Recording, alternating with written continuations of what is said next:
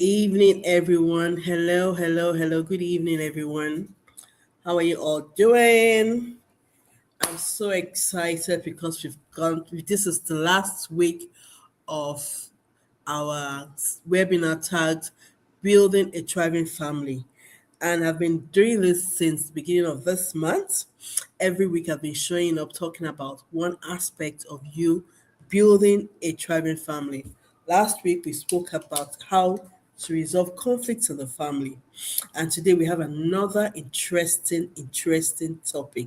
And today's topic is tagged building a thriving family legacy. Yes, building a thriving family legacy. So as you join in, I'd like you to go to the chat box, tell us where you're watching from, and what are your expectations for this webinar. And let's go. So let me just give you like a 1, 2, 3 minutes. This is 1 minute. Go to the chat box, type where you're watching from. Yes, and let's have this conversation. I'm so excited. If you can see me, please let me know you can see me. If you can hear me, please let me know you can hear me. Thank you so much, everyone. Yes. So today we're talking about building a thriving family legacy. One thing we need to know as parents is that what you're leaving behind for your children is not just the cars, not just the houses, not just money, but the things you're leaving behind for your children should be things that would last into the next generation, into the next generation, the next generation. And that's why we're talking about today's topic. And today's topic is that building a family legacy.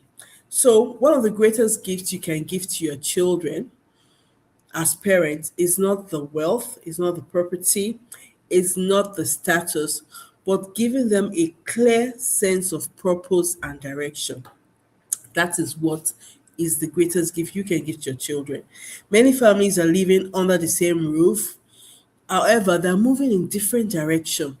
And why are they moving in different direction? Because they don't have shared vision. They don't have a shared vision. They don't have shared value. And for you to be a thriving family, it simply means that you have visions, you have values, you have goals that are aligned. And these things just don't happen like that. There are things you need to do with intention and you need to do them deliberately. So, difference between a surviving family and a thriving family is that a thriving family has intentionally aligned their values, their goals, their decisions, their daily actions around a common purpose. Yes, around a common purpose. Now, today we'll be talking about how you can create a purpose driven family culture that strengthens the relationship, guides decision making, and also builds a lasting legacy. Legacy is not just the cars, the property or status, or even the name they're leaving behind, but it's giving your children a sense of purpose, a direction, giving your children something that they would all align towards. And when we talk about having an aligned purpose, that doesn't mean your children or your family members will not have their individual goals or their individual purpose. No, but their individual goals and purpose are aligned with the family goals and the family purpose. So as you join in, I'd like you to tell us where you're watching from. Okay, we have Faith. Thank you, Faith. Thank you so much for being our scribe. You're always our scribe. Thank you so much, Faith. Thank you so much. So a thriving family builds vision that are aligned. A thriving family is a family whereby the values, the visions, the purpose, everything is aligning towards a shared direction. Having a clear direction, having a clear purpose is what we're looking at today. So, for those joining, please tell us where you're watching from. Thank you so much. Thank you so much. Thank you so much. So let me continue. So I spoke about what the essence of this session is that I said that the greatest gift you can give to your children is not the wealth, not the properties, not the status, not even your name, but giving them a clear sense of purpose and direction. Now, building a thriving family legacy is it's beyond those daily management. It's a deeper work of intentional family design. It involves you aligning your household around a shared purpose and building a legacy that would outlast life. I wrote something here. I said understands a family that understands their purpose and works together towards a shared vision is a thriving family. Let me read that out again. I wrote here that a family that understands their purpose and works together towards a shared vision is a thriving family. I said it involves moving beyond living together to intentionally building a lasting legacy that is rooted in purpose, values, and meaningful connection. This is what it means to build a thriving family legacy. So, how can parents build this for their children? How can we do this for our children? One thing you need to know is that we need to move from that management mode, running a management where we focus on just daily schedule, what are we doing in school, what are we eating, all those ones are just survival mode. We need to move into like having a 10-year, a 20-year, a 100-year vision for our family. Parenting is not just for the weekend, but parenting is for the century, for the next generation. And this involves you choosing character over convenience every time. It involves you having a deliberate family design, thinking multi-generational, not just thinking about this generation, but also about the next generation, and avoiding, what happened to Esau, where he traded birthright. His birthright has to do with his family long-term goal, his family long-term purpose, but he traded it just for short-term convenience. So as parents, this is the mindset we should have.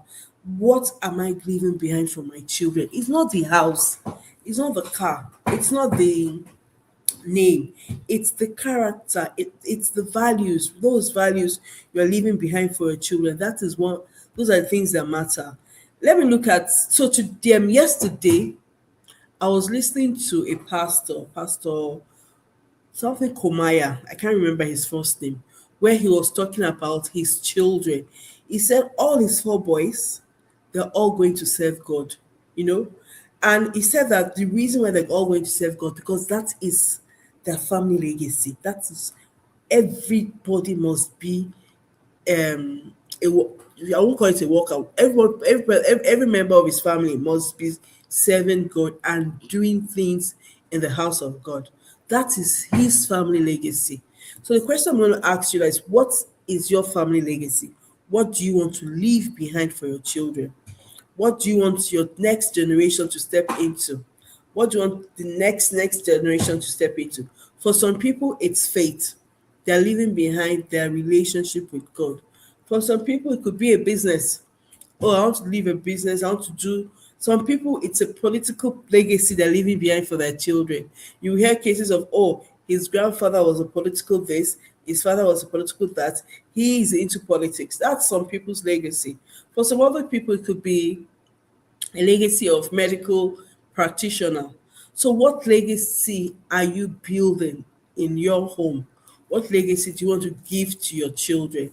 Legacy of fun, legacy of is it values, is it work ethics and all that. So I'm going to go into the different types of legacy we can leave behind for our children, different types of legacy we can leave behind for our children. And I have about five levels of legacy we can leave behind for our children. So the first is so it starts with a personal So it starts with a personal legacy, right? And the personal, so five pillars of legacy. So the first is, having a thriving legacy is multidimensional. It's not just in one area, but it goes across five different interconnected pillars, and each one reinforces the other.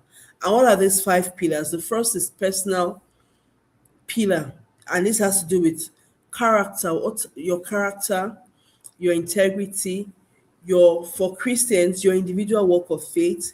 This is the foundation on which every other thing will be built. So if you do not have a good character, there is no way you'll be able to build on top of that. So that's like the foundation. So the personal pillar of legacy is a foundation. The next pillar we're going to look at is family. What kind of family do you want to have? What kind of home are you building? What kind of relationship is in your home? Then the third is financial pillar. What kind of wise steward are you in terms of resources? It's not just transferring money to your children, but instilling that godly relationship with money, not you transferring wealth. I've seen cases where money is being transferred from one generation to the next generation, and the next generation squanders everything. I remember I've worked with in the past, right? And parents died, parents left billions of money for the children. Unfortunately, almost all the children went into drugs. Why? Because the parents did not teach the children stewardship of their resources. So if you remember when I started, I said legacy, building legacy is not just transferring wealth, it's not just transferring property.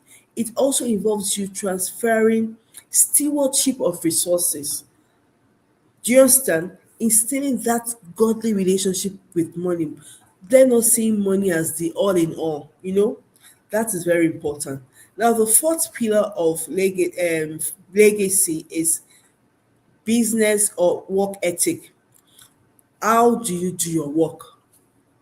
So if you remember when I started, I said leaving legacy has nothing to do with money, the wealth, the properties, but the values, the character that you're going to leave for your children.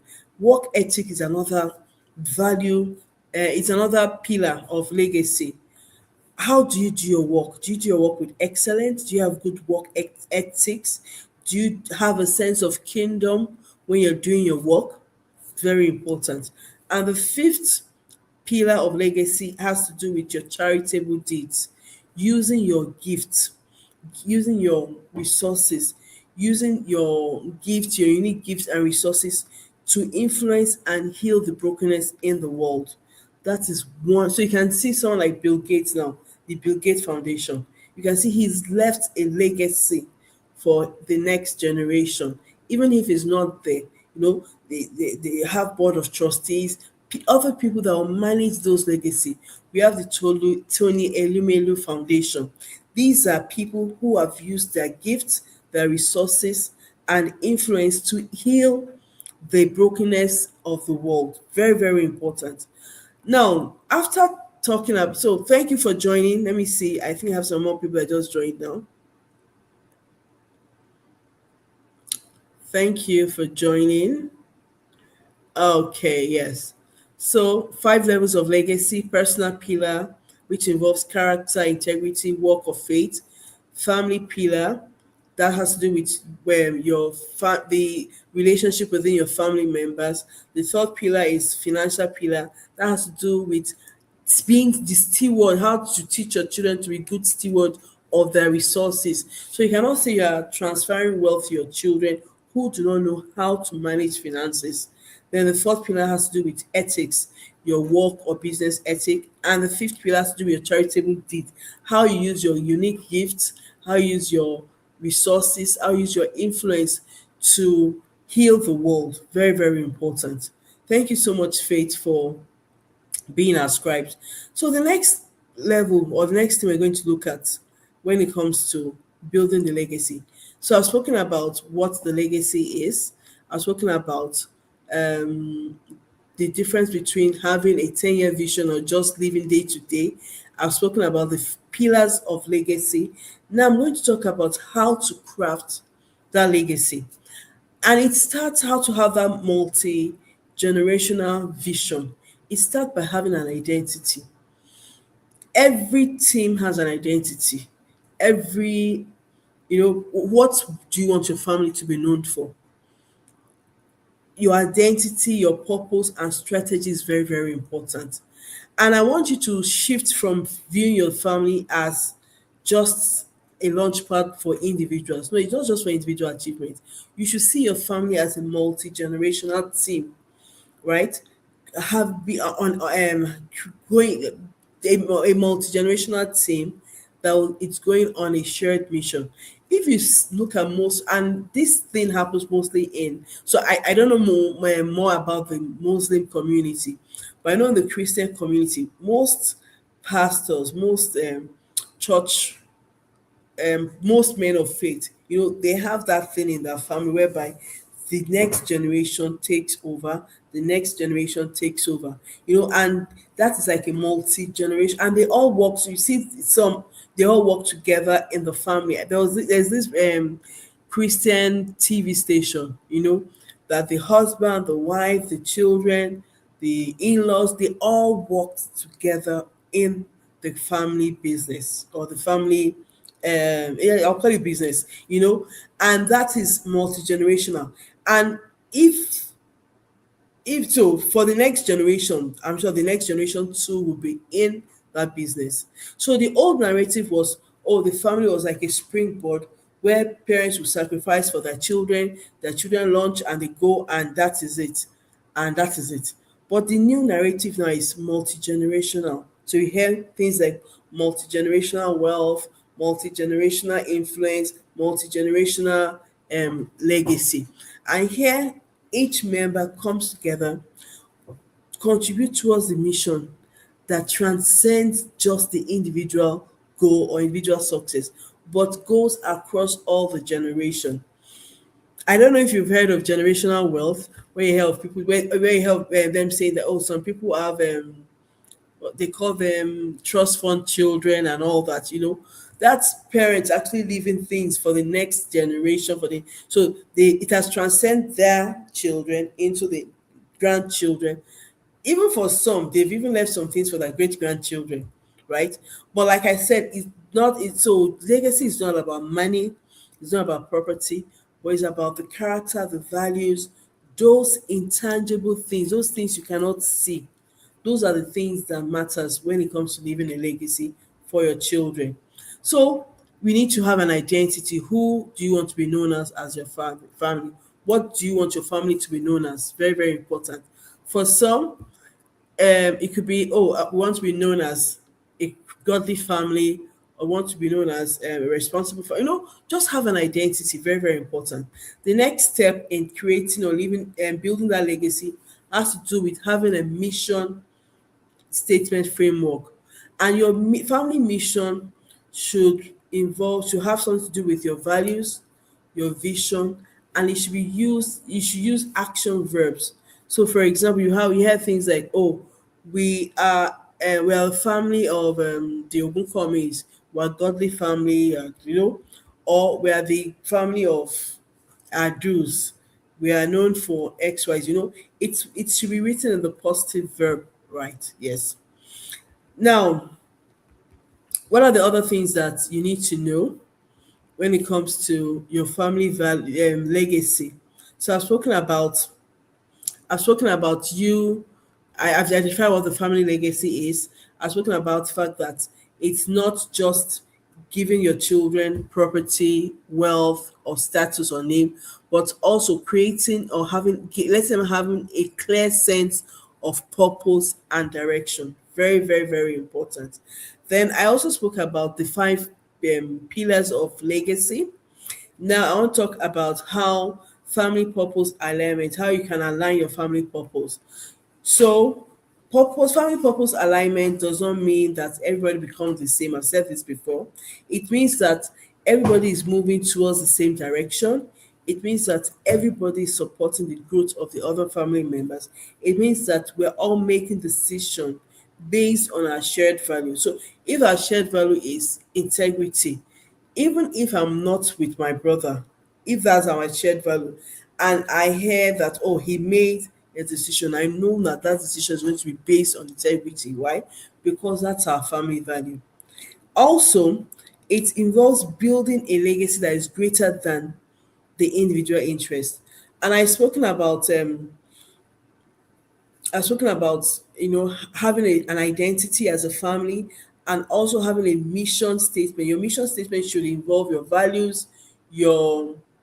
your vision, and also should be written in an action verb word. Now, why do we need this? Why do we need to have a purpose? Why do we need our purpose to align as a family? Number one, it builds a stronger family. Number two, it helps in terms of decision making. Number three, it helps in terms of resilience during difficult times, because we are together as a family. Even when things are tough, we know that coming together, we're going to, do it well, and we will succeed in it. Then also giving your family like an identity. I've spoken about identity so much. So how do we do this? I've spoken about creating a family identity. I've spoken about creating your family mission. And I said your family mission should include your values, your vision. And when we talk about values, there are different. I've done a training on value clarification. You could check online to know how to clarify family values, right? And to clarify your values, just pick what are those top five values that are important to you as a family. These top five are known as your core values, very, very important. Then also, um, how do you develop these values? Your parents need to be very intentional in developing these values. So if you're picking values like integrity, discipline, honesty, generosity, you have to practice those things in the home. Your children have to see you practicing these things over and over. Then it will, it's going to help. Okay. Do we have any question in the chat box?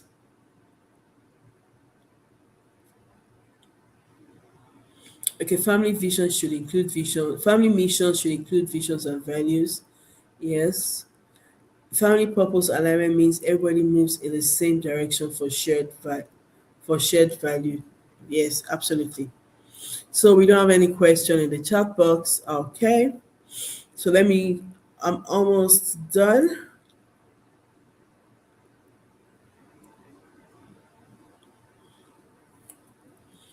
So creating your family mission statement, it has to start with who you are. Remember, I spoke about identity. Who are we as a family? What do we value? Why do we exist? What impact do you want to make? That's how you create your family mission statement. So I can give an example. You could have your family vision as, oh, the Ogunkanmi family, a Christian, Christ-centered family, committed to love, integrity, learning, and service, and we seek to honor God and positively influence on others. So you can see who we are, Christ-centered. What are our values? Love, integrity, learning, and service. Why do we exist? To honor God. And what impact do you want to make to positively influence others?